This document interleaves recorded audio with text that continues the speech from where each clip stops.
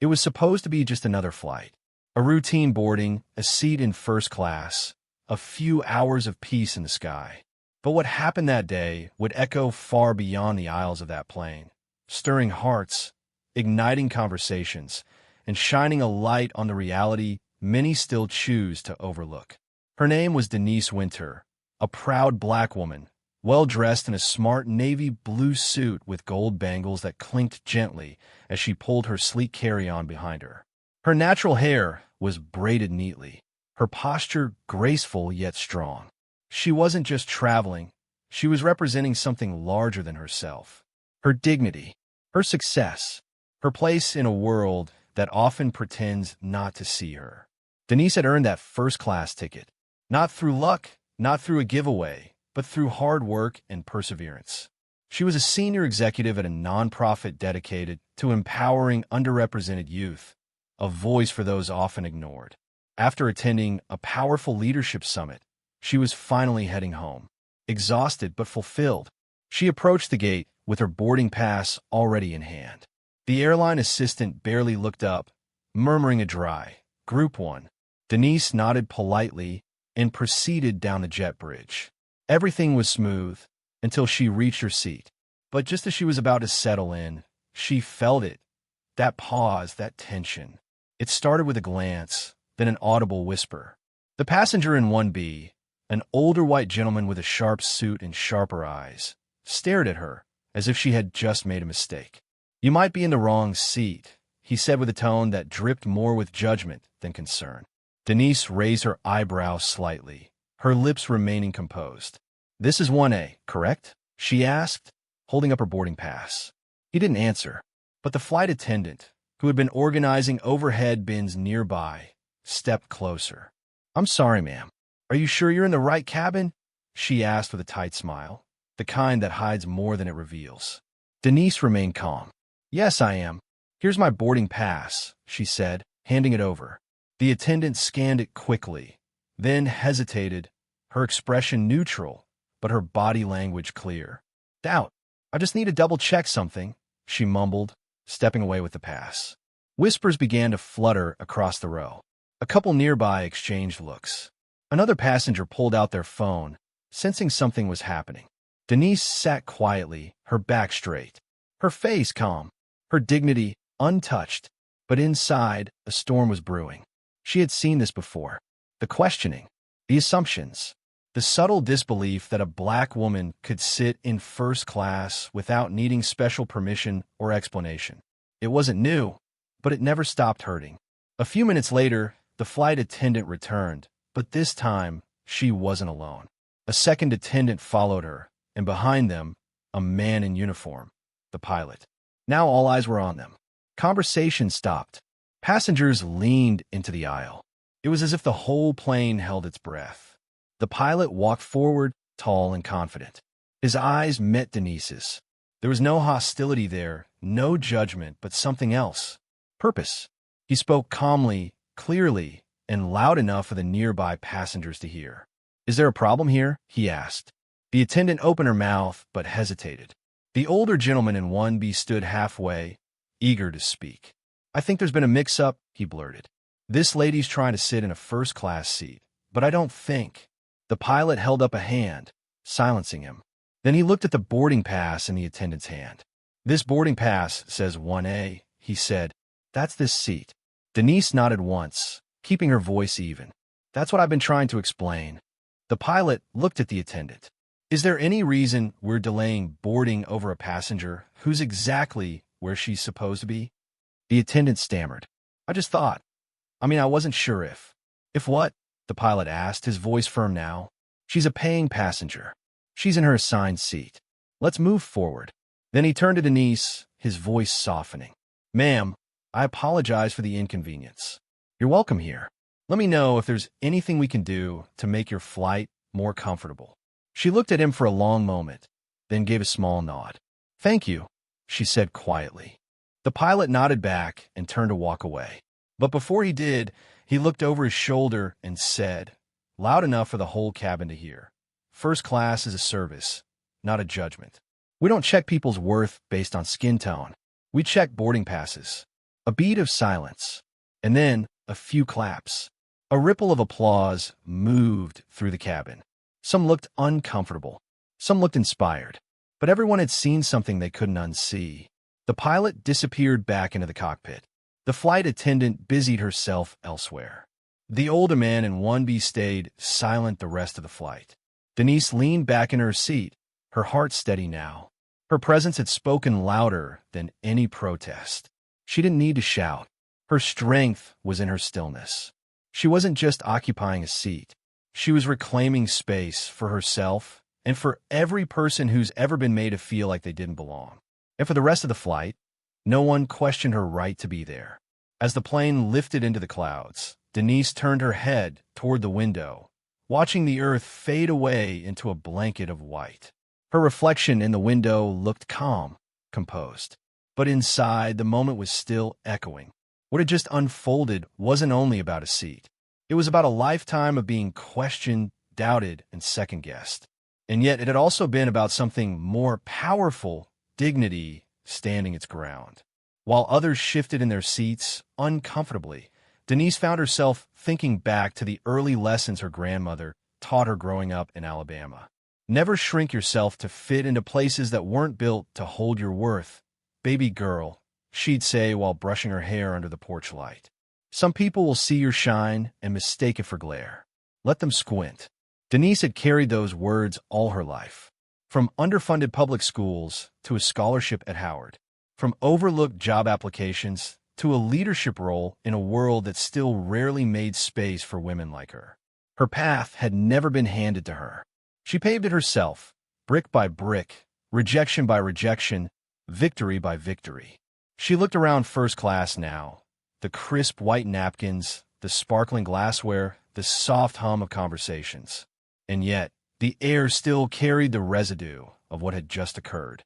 The way some people still couldn't comprehend that she belonged here, not as a visitor, not by accident, but by divine and rightful design. Just then, a gentle voice beside her spoke. "Excuse me, Miss Winter, is it?" Denise turned. It was a young black flight attendant, probably no older than 25, standing slightly bent at her side, eyes wide but warm. "Yes," Denise replied. "I just wanted to say thank you," the woman whispered, "for how you handled that, for not backing down. I saw the whole thing, and the way you carried yourself, it meant a lot to me." Denise gave her a soft smile. "You don't have to thank me, sweetheart. I just took the seat I paid for." The attendant smiled shyly. "Still, you didn't just sit down. You stood tall." And with that, she walked off quietly, but her words lingered. They reminded Denise that every action, even a silent one, leaves a legacy. Sometimes we don't fight battles just for ourselves. Sometimes we stand firm so that others watching will know they can too. A few rows back, the man in 1B sat stiffly, clearly uncomfortable. Whether it was guilt, shame, or simple wounded pride, it wasn't clear. But what was clear was that something had shifted, not just for him, but for everyone who witnessed the moment. In the hours that followed, the mood on the plane began to thaw. A woman a few rows ahead, white, middle-aged, with reading glasses and a cardigan, turned back and quietly said, "You handled that beautifully." Another man across the aisle simply nodded in her direction, a small gesture of respect. No grand speeches, no apologies, but the silence had changed. And then, something surprising happened. As the plane began its descent, Denise felt a tap on her shoulder. It was the pilot again. "I hope your flight has been better since earlier," he said gently. "It has," she replied. He paused, then added, "I just wanted you to know you weren't alone in that moment. And you didn't just handle it well. You reminded all of us what grace looks like." Denise felt her throat tighten slightly, but kept her composure. "Thank you for stepping in. That matters more than you probably know." He nodded once more. "Safe travels, Miss Winter." As he walked away, Denise looked out the window once more. The city was coming into view, lights twinkling like promises below. A reminder that even after turbulence, there's always a safe landing. And when the wheels finally touched down, she didn't just arrive at her destination. She arrived in her full power. The terminal was buzzing with the usual airport chaos. Rolling suitcases, fast footsteps, and voices layered over announcements. But for Denise, each step she took was grounded, intentional. As she walked through the crowd, her presence seemed to part the noise like a calm wave cutting through stormy waters. She wasn't just exiting a plane. She was exiting a moment that had tried and failed to define her. She could still feel the remnants of what had happened, not in a heavy way, but as a kind of armor. Something had shifted, not just in the eyes of others, but inside herself. She had faced a quiet, sharp moment of dismissal, and she had met it with unwavering grace. And now, she was walking into the rest of her life with her head held high. As she made her way toward baggage claim, her phone buzzed. A text from her daughter, Maya. "Did you land, Mama? How was the flight? Hope you got some rest." Denise smiled, her fingers dancing over the keys. "Yes, baby. I'll tell you all about it soon. It was eventful, but I'm okay. More than okay." She paused, then added, "One day, you'll face moments like this too. And when you do, I hope you remember that you're not small, that no one's discomfort gets to shrink your presence. You carry generations in your stride. Walk like it." She hit send. Somewhere between the gates and the arrivals area, her mind floated back to a time when she was Maya's age, still learning who she was, still wondering if there was truly space for her in the room she dreamed of entering. She remembered the first time she walked into a corporate boardroom and felt eyes scan her like a misplaced file in the wrong folder. She remembered how often she had to be twice as good to get half as far. But today wasn't about bitterness. It was about being a living testimony, about showing others, whether they were watching from behind a beverage cart or from row 22, that standing in truth changes the atmosphere. Suddenly, she felt a presence beside her. "Excuse me, are you the woman from the flight?" Denise turned. It was another passenger, this time a young white man, perhaps in his early 30s, with a hesitant expression. "I didn't want to bother you on the plane," he said quickly, "but I just wanted to say, I think I learned something watching what happened. I travel a lot, and I've seen stuff like that before. But you—" He shook his head, searching for words. "You didn't shout. You didn't make a scene. You just held your ground." She gave him a quiet nod. "That's all I needed to do." "Yeah," he said. "Well, I'm going to think about that for a while." He walked away, and again Denise was struck by how far the ripples of one choice could travel. She had boarded a plane expecting nothing more than a smooth flight. But instead, she had been handed a moment of resistance and turned it into a lesson for strangers, a whisper of courage for a flight attendant, and a story her daughter would one day carry. And perhaps a mirror for society to look into. As she finally reached the luggage carousel, she saw her bag slide into view, a familiar, worn leather suitcase she'd taken around the world. She picked it up with ease, its weight nothing compared to what she had carried throughout her life. She walked toward the exit. Outside, the sky was painted with the golds and oranges of sunset. There was something poetic about it, as though the day itself was giving her a standing ovation. As she stepped into the warmth of the evening, her heart whispered what her lips didn't need to say out loud. "I belong before the seat. I'll belong long after it." Unbeknownst to Denise, one of the flight attendants had written a post, not mentioning names, but describing the encounter. How a black woman in first class had been mistaken, judged, and subtly challenged. How the pilot had stepped in, not with noise, but with clarity. And how the woman, poised, silent, radiant, had carried herself as if the skies themselves bowed in her presence. The post read like a tribute. "We often talk about turbulence in the air, but today I saw turbulence on the ground, in a quiet war between dignity and doubt. And dignity won. To the woman in seat 1A, thank you. You reminded me that silence can be the loudest protest, and that grace is a kind of power too." Within hours, the post began circulating, first among airline staff, then passengers, and before long, it had been reshared by influencers, thought leaders, and activists. The story was out. People didn't need names, they saw themselves in it. They commented things like, "This happens more than people think. I've lived this. So many of us have. Thank you for capturing this with honor." And then, slowly, some began asking, who was this woman? Back in her hotel room, Denise sat on the edge of the bed, sipping tea, her suitcase barely unpacked. She hadn't yet seen the post, hadn't felt the digital storm building around her simple act of standing tall. But she didn't need to, because for her, the moment had already served its purpose. It had challenged someone's assumption. It had inspired a silent witness. It had ignited something in her own soul that she thought had long settled. A quiet knock came at the door. She opened it to find the hotel concierge with a note. "Ma'am," he said, "this was left at the front desk for you." She unfolded it slowly. It was handwritten in clean cursive.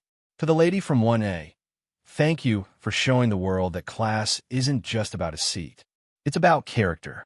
Your presence spoke volumes. Never stop flying high." The pilot. Denise sat down. This wasn't just a moment anymore. It was a movement of awareness, of subtle shifts, of unspoken alliances forming around truth. And it all began with someone saying no to being made small. In the days that followed, Denise began to see the ripple. She opened her phone one morning and saw an email from her niece, a screenshot of the viral post with the message. "Auntie, is this you? You're everywhere right now." It was strange, surreal even. She hadn't spoken, hadn't shouted. She hadn't posted or protested. And yet, somehow, her quiet defiance was echoing louder than anything she'd ever said aloud. Suddenly, interviews were requested. Media outlets reached out. But she turned them down. Not because she didn't care, but because this wasn't about becoming a symbol. It was about preserving the sacred power of presence. It was about reminding the world that sometimes just being somewhere unapologetically, fully, and visibly was an act of resistance. Weeks passed. The world, as it often does, moved on to the next viral story. But for Denise, something inside remained transformed. She began to notice more. In airports, she now saw how eyes shifted when someone blackboarded early. In lounges, she spotted the tension in certain glances. In stores, she picked up on the coded language, the under-the-breath "can I help you?" that carried more surveillance than service. She began speaking up, gently, not confrontational, not bitter, but with clarity. She'd ask, "Why did you ask me and not him?" Or say, "I'm wondering why you assumed I was in the wrong place." It wasn't anger. It was accountability. And slowly, the world around her began to respond differently. People listened more. Some apologized. Some looked away, yes, but even in that there was a shift, a discomfort that hadn't existed before. One afternoon, months after the flight, she sat at a small coffee shop. A young black girl walked by with her mother, suitcase in tow, clearly headed to the airport. They locked eyes. Just for a moment. The girl smiled. Denise smiled back. She didn't know if the girl recognized her from the post, or if she was just seeing a reflection of something she too hoped to become. But that smile, it carried weight. It said, "I see you. I feel seen. And I know I belong too." Because sometimes one woman's refusal to be displaced becomes another woman's permission to take up space. Denise had simply sat her seat. But that seat became a platform, a symbol, a sermon, not about race alone, not about class alone, but about the collision of both and the grace to rise anyway. She thought about the pilot, too, how he hadn't made a speech, hadn't embarrassed the accuser, hadn't drawn attention. He'd simply asked a question, "Is there a problem with this passenger's seat?" And with that, shifted the weight of power without lifting a finger. Sometimes, allies don't show up loud. They show up clear, and that's enough. Now, the skies remain filled with stories like Denise's. Not always recorded, not always retold, but each time someone refuses to shrink, each time someone holds their ground with grace, each time silence meets strength, a new story begins. Not all of them go viral, but every one of them matters. And maybe one day, you'll be in your own version of Seat 1A, faced with doubt, misjudged, silently tested, and maybe you'll remember this. You don't need to prove you belong. You're the proof. Just sit tall. Stay present. Let your grace do the talking. Because the skies, they remember people like you.